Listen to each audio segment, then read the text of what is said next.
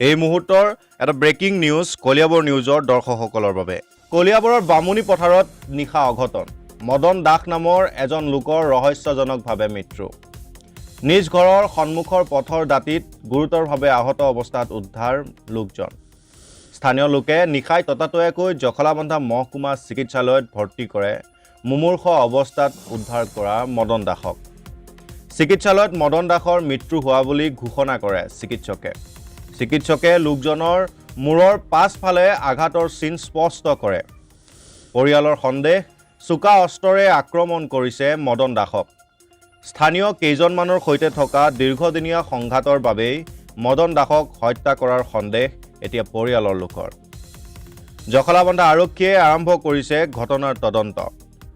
আৰক্ষীৰ তদন্ততহে পোহৰলৈ আহিব ঘটনাৰ প্ৰকৃত ৰহস্য। পুনৰবাৰ জনাইছো, কলিয়াবৰৰ বামুণী পথাৰত নিশা অঘটন। মদন দাস নামৰ এজন লোকৰ ৰহস্যজনকভাৱে মৃত্যু।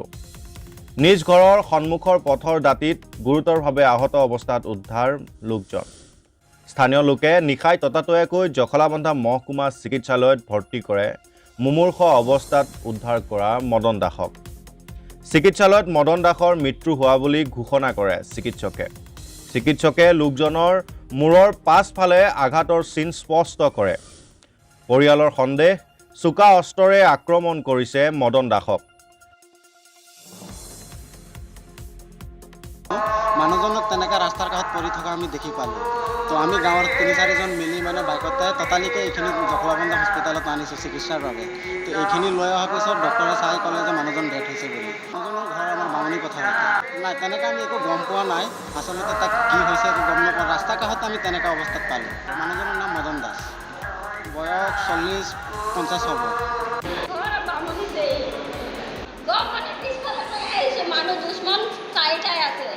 লক্ষীকান্ত মেইন দুশ্মন, তাৰ মাইকী নাই। এই মতা মানুহটো কিমান দিনৰ পৰা কৈ আছে মাৰিম মাৰিম বুলি, এতিয়া এই মাৰিয়ে দিলে সিহঁতে।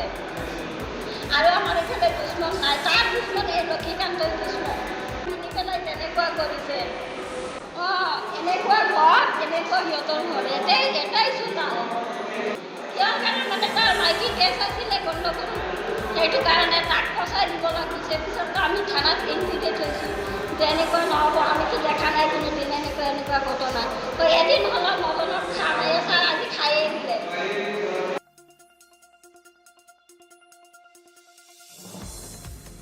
স্থানীয় কেইজনমানৰ সৈতে থকা দীৰ্ঘদিনীয়া সংঘাতৰ বাবেই মদন দাসক হত্যা কৰাৰ সন্দেহ এতিয়া পৰিয়ালৰ লোকৰ। জখলাবন্ধা আৰক্ষীয়ে আৰম্ভ কৰিছে ঘটনাৰ তদন্ত। আৰক্ষীৰ তদন্ততহে পোহৰলৈ আহিব ঘটনাৰ প্ৰকৃত ৰহস্য।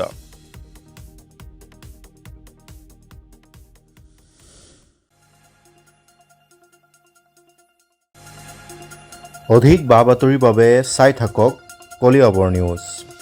ফ'ল' কৰক আমাৰ ফেচবুক পেজ, ছাবস্ক্ৰাইব কৰক আমাৰ ইউটিউব চেনেল।